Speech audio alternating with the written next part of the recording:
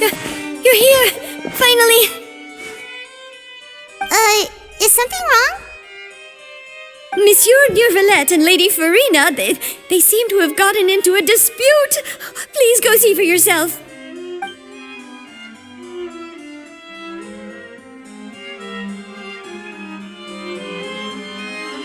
Like I said, I've already explained everything. And yet the problem has not been properly solved. There is little space for excuses between us.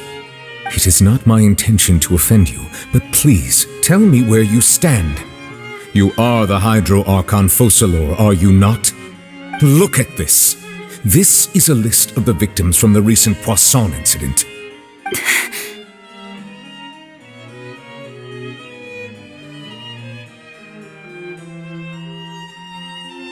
You mean they're all...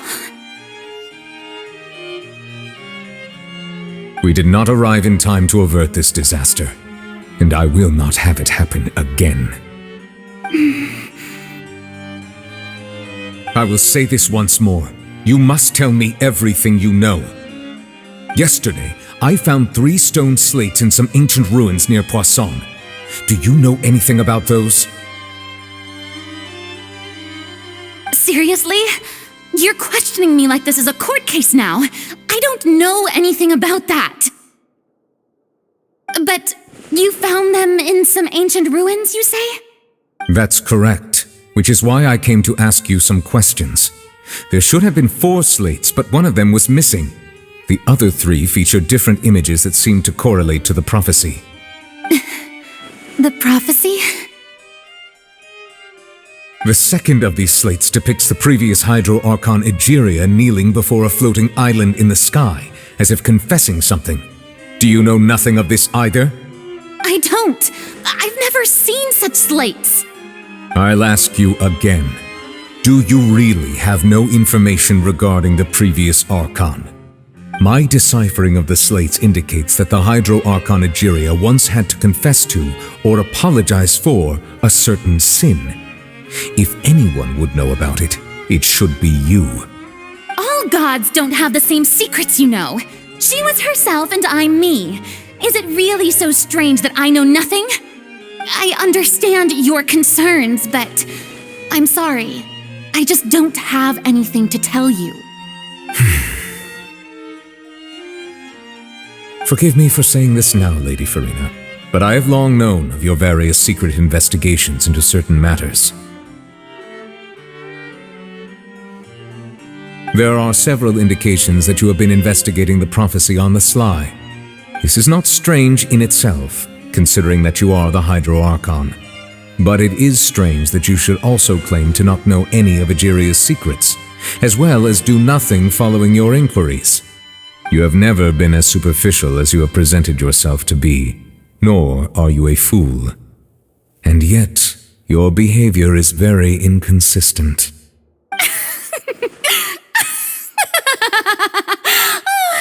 So you've been watching me all this time, have you? I didn't think you were that type. You... Well, since you know about my secret investigations, then you should know I'm actually working to take care of it. There's no point questioning or suspecting me. You're the Eudix, but you're still my subordinate. You should be following my lead. Just trust in me, you're Archon, and do as I say.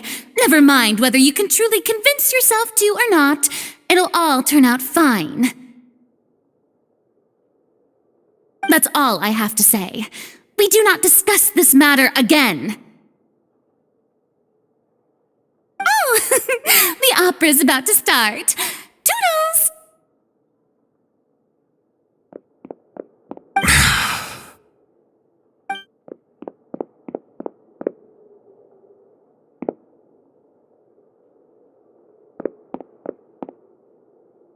Did Farina not notice us standing by the door? Wonder what's up with her. She was smiling. She didn't seem in the mood to care if we were listening in or not. I assume you've been outside for a while now? Oh, you noticed. Seems Farina didn't even realize we were here. She was in a great panic, though I cannot discern the reason. Our discussion reached impasses time and again, a state of affairs that we cannot allow to continue. Still, I do not understand. Dialogue is the basis for understanding, so why did she keep refusing to engage?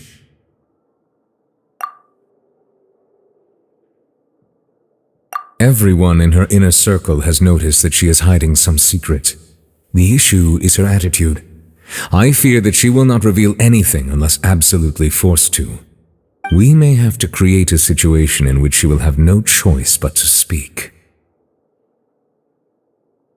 Oh? Like what? Normally, people will only reveal the truth when standing trial. Perhaps we must have the Hydro Archon experience just such a scenario. But Farina's seen so many trials, and she's really good at dodging questions.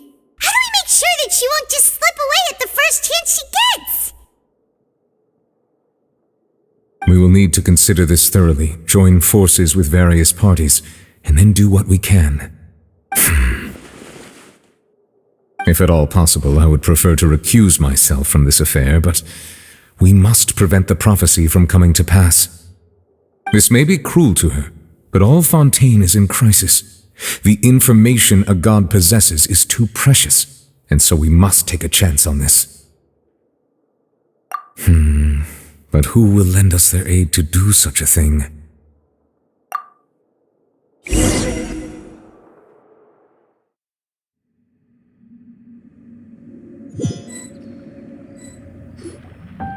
Well, that's everyone, huh? Speaking of which, it was pretty smart of you to think of hiding here. Poisson was just involved in a disaster, so it's presently devoid of people. That naturally makes it the best choice. And here you are drinking tea like it's the most natural thing in the world, huh?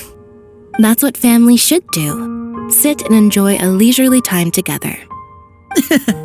It's nice to enjoy tea here, you know? Care for a cup? Lend me your ears, everyone. Or perhaps one of you might like to start us off. How about you, friend? Me? No, I don't think I can. Then, how about you, good sir? I fear that I will cause the mood on this boat to become as somber as it is in court. Well then, I guess we're lucky we've got a local like me to organize things. Wonderful, the spotlight at last. I guess I'll be facilitating things from here. That was a little long-winded, don't you think? Oh, you might be right. Anyway, to cut to the chase, our friend here, the Traveler, has brought us together to discuss something. As for what that is, well, let's start by saying that we'll be pooling our efforts together to create a series of traps. Oh, how intriguing. Well, it's just an expression, really. One that I just learned from Chlorand, and use on the spot. So, let's invite her to explain in detail. A round of applause, please.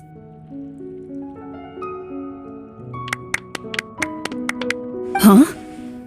Didn't you say that you would be facilitating this? Oh, come now. Your work doesn't involve much public speaking, right? This is a good chance to practice. You might even pick up some fancy oratory tricks to impress your boss with in the future. I see. And what does my boss say? He is glad that you consider him your boss. Do go on.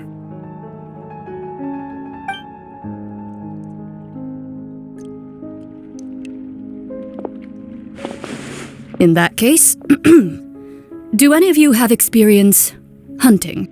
Not that I recall. Fremine and I once used a wooden stick in a basket to catch wild rabbits when we were younger. As for Lynette, oh, right. You were sick that day, weren't you? I've also gone diving to catch some fish before. Does that count? I'm afraid not. You may or may not have heard, but Fontaine once played host to a group known as the Marechaussee Hunters. Though that was their name, they did not hunt animals, but but rather various monsters left behind by the ancient dynasty of King Remus. Today, Fontaine's monster population has already thinned greatly, so the hunters have blended back into society, taking up arms in other lines of work. They even left a unique methodology of hunting in their wake. A trap comprises of the following components: bait, a trigger, and a containment device. Sometimes a lethal implement will also be necessary to deal with the prey. So, if we were to build a trap together, right now, what would you choose to build it with? For me, I would prefer something basket-shaped. Pigeons and rabbits will see the bait and naturally enter the snare. Our line of work requires a deft hand, and we're some of the best in the industry, so you can count on our techniques. You used some of those techniques while moving the people of Poisson, didn't you? My subordinates mentioned that you even performed some magic for the bawling children. Yes, and I even managed to gather some intelligence in the meantime. I'm quite the multitasker if I do say so myself. I'm afraid I can't claim that as my strong suit. I prefer more stable methods, like placing bait in the water and waiting for the fish to come within reach. That's the kind of method I would count on. Calm and steady. Exactly the kind of person who would catch loads of fish. And I can be their assistant. With discretion, I'm sure. I'd probably use some sort of mechanical animal. Papa once bought me some small clockwork squirrels, mice, and such. When placed in the forest, they can attract others of their kind. I remember that you liked those too, didn't you? I did. And that would be a good way to go about it. If they're realistic enough, animals of the same kind will follow them all the way to the trap. What about you, Monsieur Neuvillette? I fear I do not have any related experience. That makes sense. You usually solve problems directly, without the use of any such tricks. But I do have one more question for you, Monsieur. If we were to create a trap now, how would you design it? I would like for it to be effective, but bring no harm to the prey. A more gentle trap would be ideal. Kind, as always. However, our intention doesn't necessarily change the containment device and the type of implement we need. If we wanted to kill the prey in one strike, we would need a powerful implement. However, that also goes for prey that must be captured and safely contained. Wait, why's that? Only a hunter who's a true expert at subduing their prey can snare it without harming it. The line that divides life and death is often exceedingly thin. So, are we going hunting together? We hadn't thought of seeing ourselves as hunters. It kinda works, but maybe it's still not the best metaphor. If our means of capturing and dealing with our prey is to put them on trial, then the hunting metaphor is actually quite accurate. But we shall require much more courage than any hunter to judge a god, a being whose seat is an exalted throne.